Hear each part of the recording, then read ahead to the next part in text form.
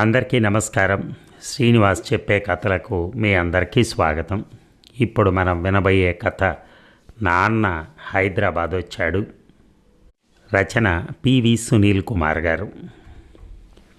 New York Obama airport 2066 Kathy Pacific super ఫ్లైట్లో ఎక్కి కూర్చున్నాను. న్యూయార్క్ నుంచి హైదరాబాద్కి 2 గంటల ప్రయాణం. ఒకప్పుడు ఇండియా నుంచి అమెరికా రావాలంటే 24 గంటలు పైగా పట్టేదంటే వినటానికి వింతగా ఉంటుంది, కానీ అది నిజం. అంతకు పూర్వం అంటే విమానాలను కూడా కనుక్కోవటానికి ముందు ఓడల ద్వారా అమెరికా నుంచి ఇండియా, చైనా వెళ్ళాలంటే కొన్ని నెలలు పట్టేది. అప్పట్లో మనుషులకి చాలా ఓపిక ఉండేది. అంతెందుకు, హైదరాబాద్ నుంచి విజయవాడకు 5 గంటలు పట్టేది. నిజామాబాద్ నుంచి హైదరాబాద్ 2 గంటల ప్రయాణం మా చిన్నప్పుడు. ఇప్పుడు 2 గంటల ప్రయాణం అంటేనే చాలాసేపు అన్నట్టుగా ఉంది. ఇంతకుముందు సీటు బెల్ట్లు అవి ఉండేవి. విమానం ఎక్కగానే విమానవతి బెల్టులు అవి పెట్టుకోమని భార్య పెట్టినంత నస పెట్టి మళ్ళా పరీక్ష హాల్లో ఇన్విజిలేటర్ లాగా చెక్ చేసేది కూడా. ఇప్పుడు అంతా ఆటోమేటెడ్. అవసరమైతే బెల్ట్లు అవే క్షణాల్లో వస్తాయి, అవసరం లేకపోతే పోతాయి. టేక్ ఆఫ్ అవుతూ ఉండగా షన్నుతో మాట్లాడాలనిపించింది. ఆమె పేరు నెమ్మదిగా చెప్పగానే నా బ్యాగేజ్లో ఉన్న నా పర్సనల్ గిజ్మో యాక్టివేట్ అయి తనకు కనెక్ట్ చేసింది. ఎదురుగా ఉన్న ఫ్లైట్ స్క్రీన్ ముట్టుకోగానే అందులో ఆమె 3Dలో కనిపించింది. ఇంతకుముందు ఫోన్లలో సిమ్ కార్డులని ఉండేవి. ఎన్ని కనెక్షన్లుంటే అన్ని హ్యాండ్సెట్లు కొనుక్కోవాల్సి వచ్చేది. ఇప్పుడు అలా కాదు, ఒక గిజ్మో ఉంటే చాలు, ఎన్ని కంపెనీల సర్వీసెస్ అయినా వాడుకోవచ్చు. చాలా సర్వీసెస్ ఉచితంగా కూడా దొరుకుతున్నాయి. బ్లూటూత్ అని వైరు లేకుండా ఉండే హెడ్ఫోన్స్ ఉండేవి. ఇప్పుడు నా చుట్టూ ఉన్న గాలినే తాత్కాలికంగా ఘనీభవింపజేసి పక్క వాళ్ళకి ఇబ్బంది లేకుండా ఎక్కడో పైన లగేజ్ ర్యాక్లో ఉన్న నా గిజ్మో నాకు పాటలు వినిపిస్తోంది, కాల్స్ మాట్లాడిస్తోంది. టెక్నాలజీ చాలా అభివృద్ధి చెందింది ఈ మధ్యకాలంలో. నేను న్యూయార్క్లో బయలుదేరాను. 2 గంటల్లో హైదరాబాద్లో ఉంటాను. అమ్మాయి కులాసా కదా అడిగాను.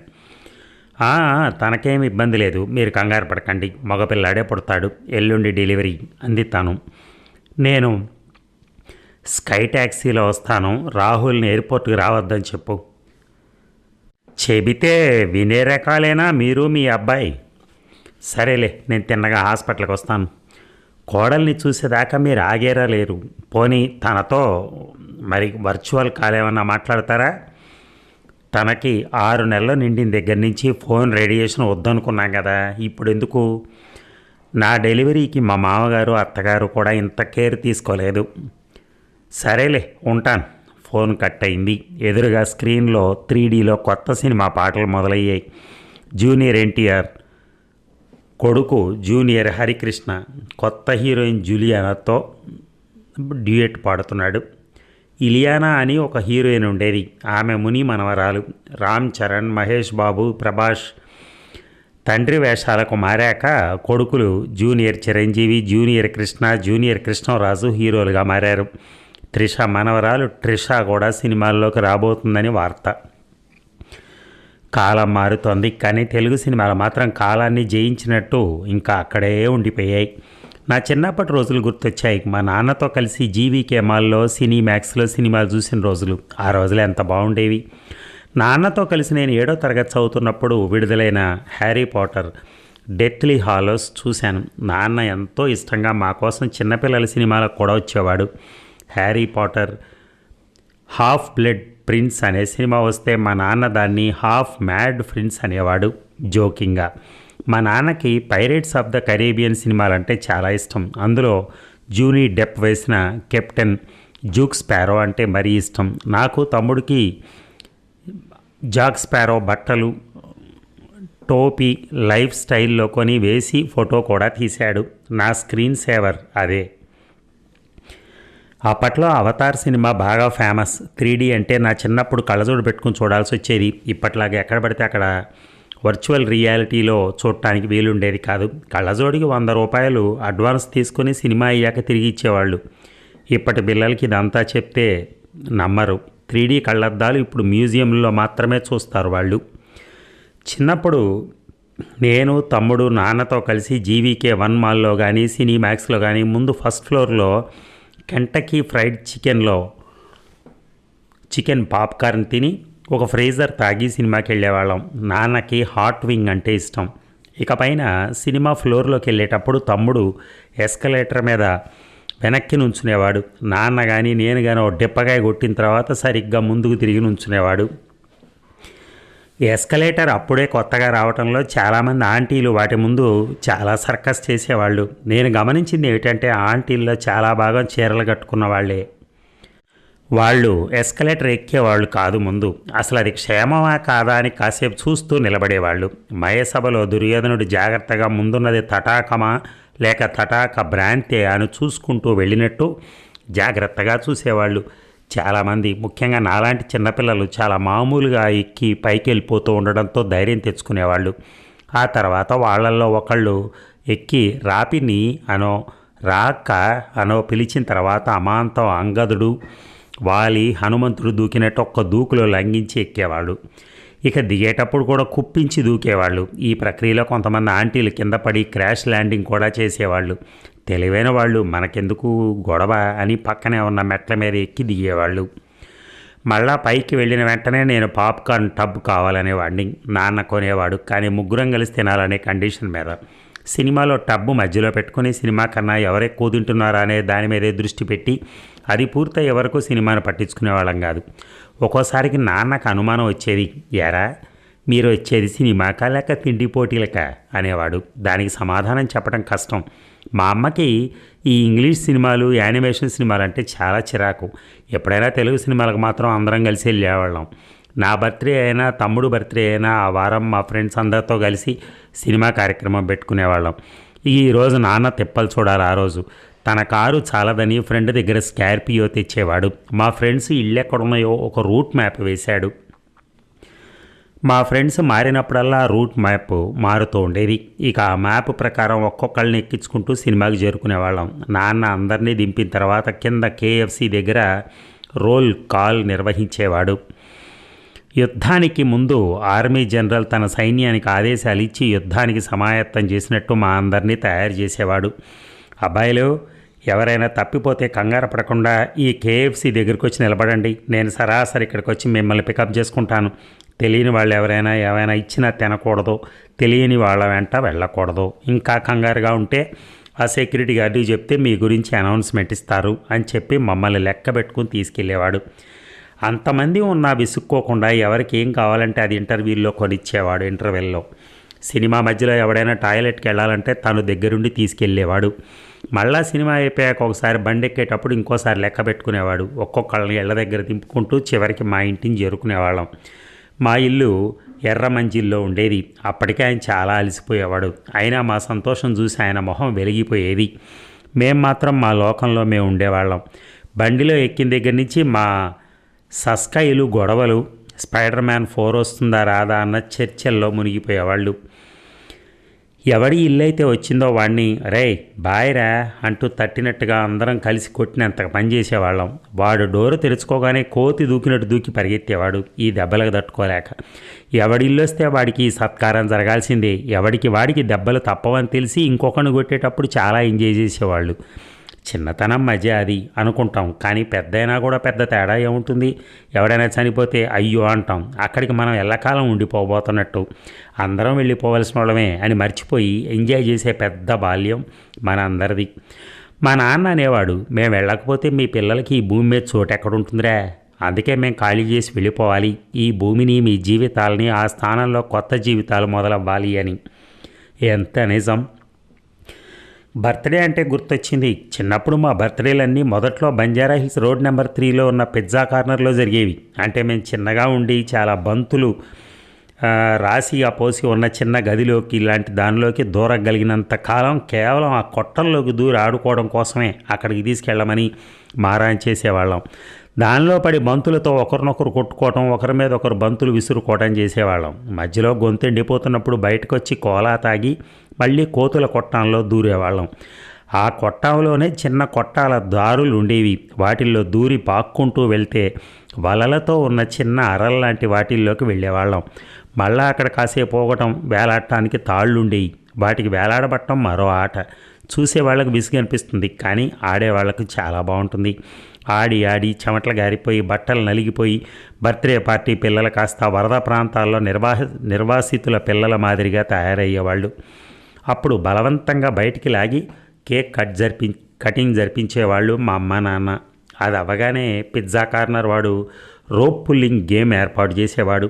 తాడు లాగే ఆట అన్నమాట. పిల్లలందరూ 2 జట్లుగా విడిపోయి చెరో పక్క లాగేవాళ్ళం. ఆట అయ్యేసరికి చేతులు ఎర్రగా కందిపోయాయి. జబ్బల నొప్పులు 2 రోజులు ఉండేవి. వాటిల్లో బర్త్డే బాయ్ ఎటుంటే ఆ టీముని గెలిపించే సాంప్రదాయం ఉండేది. ఈ ఆటలు అయిపోయిన తర్వాత మాకు ఇష్టమైన పిజ్జాలు, ఫ్రెంచ్ ఫ్రైస్ వచ్చేవి. అవి వేడివేడిగా లాగించేసి మళ్ళా ఓ కూల్ డ్రింక్ పట్టించి షాపు వాడు అరేంజ్ చేసిన రిటర్న్ గిఫ్ట్స్ అందరికీ ఇచ్చిన తర్వాత పార్టీ ముగిసేది. పార్టీ ఎప్పుడవుతుందో కనుక్కొని పేరెంట్స్ ఆ టైంకి వచ్చేవాళ్ళు పికప్ చేసుకోవడానికి పిల్లల్ని. పిల్లల పార్టీలో బర్త్డే చేసుకునే పిల్లల తాలూకా తల్లిదండ్రులు, ఒకరిద్దరు బంధువులు తప్ప మిగతా పెద్దవాళ్ళు ఉండేవాళ్ళు కాదు. ఇప్పుడంటే పిల్లలకు ఓ పక్క, పెద్దవాళ్ళకు ఓ పక్క హాల్స్, కార్యక్రమాలు ఏర్పాటు చేసే పద్ధతి వచ్చింది. బాగా పూర్వం ఇలాంటి పద్ధతే ఉండేదట. మా నాన్నకైతే బర్త్డే అంటే వాళ్ళ అమ్మ చేసిన పాయసం తినటం, కొత్త బట్టలు కట్టుకోవటం, మహా అయితే స్నేహితులతో సినిమాకి వెళ్ళటం అంతే. ఇంకో విషయం నేను చిన్నప్పుడే గమనించింది ఏంటంటే, ఆడపిల్లలు మగపిల్లల పార్టీలకు వచ్చినా మనతో ఆడరు. వాళ్ళు మళ్ళా వేరే ఆడపిల్లలతోనే ఆడతారు. అది కూడా మనలాగా ఎగిరి దొంకడాలు, వేలాటాలు అలా చేయరు. ఇదంతా స్కూల్ వయసులో అనుకోండి. అదే పెద్దయ్యాక వీళ్ళు అస్సలు మిగతా గర్ల్స్తోనే అసలు కలవరు. అది వేరే గొడవ. అమ్మాయిలంటే గుర్తొచ్చింది. అసలు షన్నుని నేను చేసుకోవటం అమ్మకి ఇష్టం లేదు, కానీ నాన్నే ఒప్పించాడు. పెళ్ళయ్యాక అమ్మకి నాన్నకి నాకంటే తనే ఎక్కువ అయిపోయింది. ఓ కూతురు కావాలని అనుకునేవారట అమ్మా నాన్న, కానీ వాళ్లకు ఆ కోరిక తీరలా. 2 మగపిల్లల అల్లరితో ఇల్లు ఎప్పుడు రణరంగంగా ఉండేది. నాన్న అడిగేవాడు, రేయ్ మీకో చెల్లి కావాలా అని. మేము వద్దు అని చెప్పేవాళ్ళం. ఎవరినైనా ఆడపిల్లని పెంచుకోవాలని కూడా ఆలోచన చేశాడు. ఇక షన్ను వచ్చాక తనకు కూతురు వచ్చినట్టే ఫీల్ అయ్యాడు. అమ్మ కూడా అంతే. సొంత కూతుర్ని కూడా అంత అత్తారబత్తంగా చూసుకునేదేమో. తనకి జలుబు చేసిన అమ్మా నాన్న తన కూడా ఉండేవాళ్ళు. ఆవిరి పట్టడం, చల్లటివి తినకుండా తాక్కుండా చూసుకోవటం, బయటికి వెళ్తే స్వెటరు, మఫ్లరు, నాకు గంటకోసారి ఫోన్లు, ఇలా జాగ్రత్తలు తీసుకునేవాళ్ళు. నాకైతే ఒక్కోసారి విసుగొచ్చేది. నన్ను కూడా ఇంత జాగ్రత్తగా చూసుకోలేదు అని షన్నుతో అంటే, మగపిల్లల్ని ఎవరైనా నాజుగ్గా పెంచుతారా అనేది. మీ ఇంట్లో కూడా ఇంతేనా అని అడిగాను. నాన్నకి తీరిక ఉండేది కాదు, అమ్మ మాత్రం ఇంతే. నాకు మన ఇంట్లో అమ్మ నాన్న ఇద్దరూ దొరికారు అనేది. తనలో నాకు నచ్చింది అదే. మనుషుల విలువ షన్నుకు తెలిసినంత నాకు తెలియదనే అనుకుంటాను. తను నాకు క్లాస్మేట్. భవన్స్లో ఇద్దరం చదివాం. రేపు సిద్ధార్థను కలవాలి అనుకున్నాను. సిద్ధు కూడా తనలాగే నా క్లాస్మేట్. ఓ రోజు స్కూల్ టీచర్ కొటేషన్స్ నేర్చుకుని రమ్మన్నారు. సిద్ధు ఏవే నేర్చుకోకుండానే వచ్చాడు. అయితే వాడికి పేపర్ చదివే అలవాటు ఉంది. పొద్దుట టైమ్స్ ఆఫ్ ఇండియాలో రజనీకాంత్ పంచ్ డైలాగులు చదివాడు. అదే తర్వాత పంచతంత్ర పేరుతో పుస్తకంగా వచ్చింది. మేడం రమ్మనగానే వెళ్ళి, the quotation I like very much is only pigs come in hertz but lion comes single అన్నాడు. క్లాస్ అంతా ఒకటే నవ్వులు. మేడంకి కోపం వచ్చింది.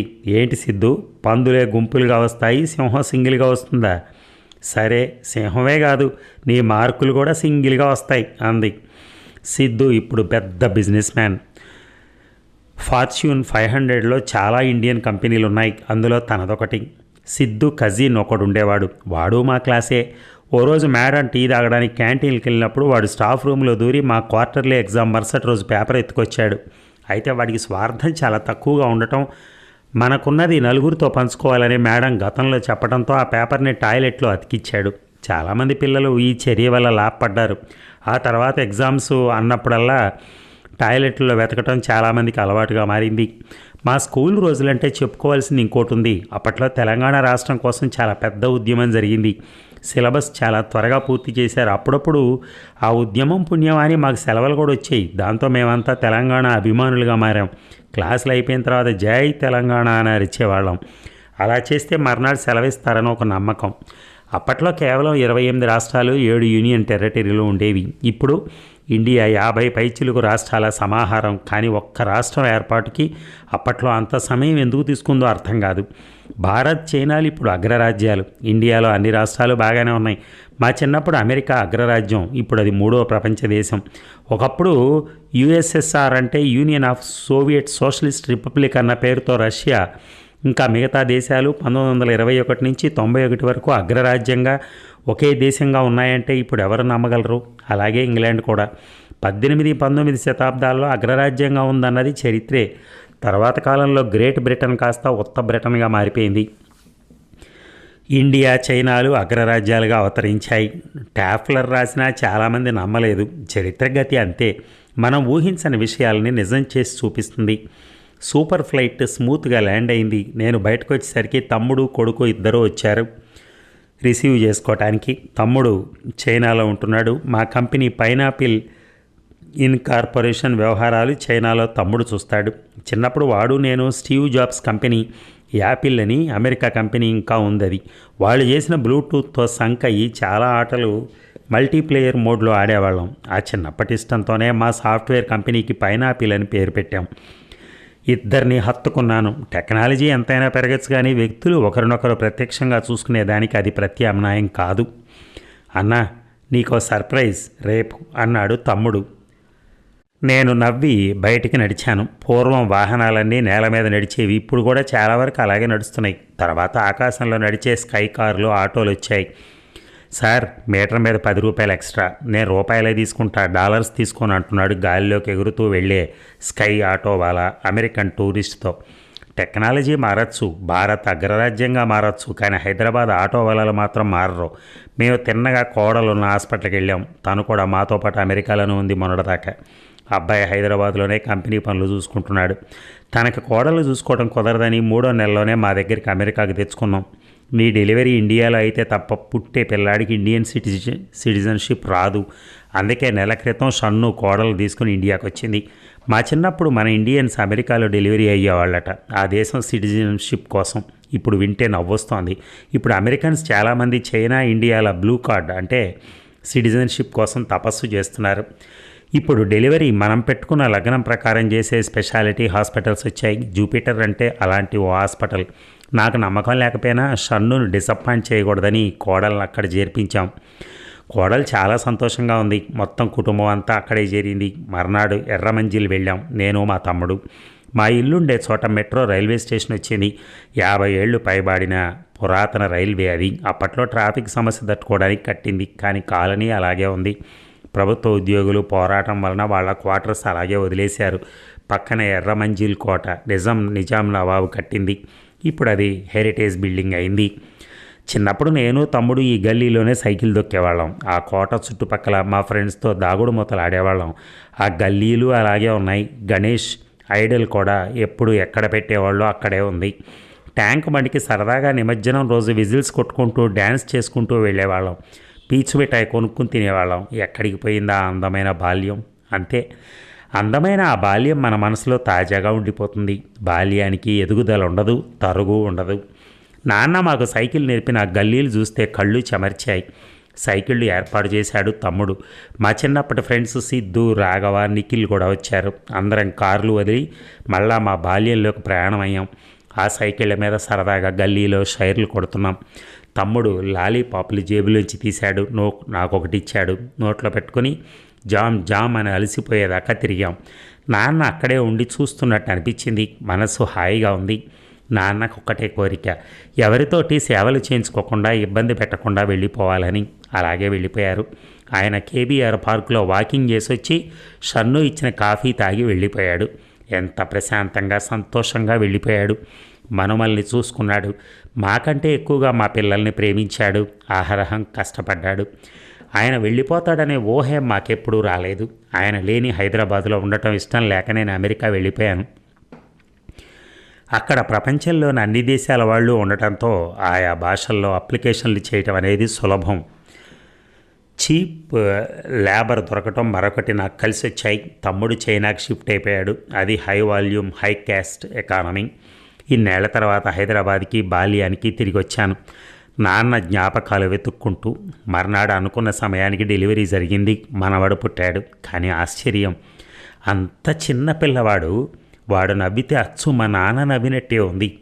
అదే ప్రేమ, అదే అమాయకత్వం, అవే కళ్ళు, అదే ముక్కు, అదే నాన్న రంగు. మేమందరం అమ్మలా తెల్లగా ఉంటాం, కానీ వీడు మా నాన్నలా ఉన్నాడు. కాదు, మా నాన్నే మమ్మల్ని హైదరాబాదును వదలలేక మళ్ళా వచ్చాడు. తమ్ముడు, నేను హైదరాబాద్ షిఫ్ట్ అవుతాను అన్నాను.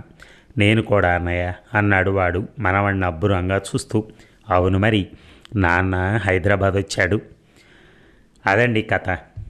చనిపోయిన నాన్న గురించి ఆ కొడుకుల ఆలోచన కానీ, నాన్న వచ్చేసాడు హైదరాబాద్కి అనే ఆ పలకరింపులు కానీ, వాళ్ళు చిన్నప్పటి నుంచి జరుగుతున్న అన్ని విషయాలు కానీ ఎంతో గొప్పగా ఉన్నాయి. ఎర్రమంజిల్ గురించి కూడా నేను ఈరోజు విన్నాను, ఎందుకంటే ఎర్రమంజిల్ చూశాను నేను. సో ఆ ఎర్రమంజిల్ అప్పట్లో ఎలా ఉండేదో కూడా రాసినట్టుగా చూపించేవారు. Okay, it's very good. And ఈ కథ 2011 సంవత్సరం నవ్యాలో మార్చి 16న ప్రచురితమైంది.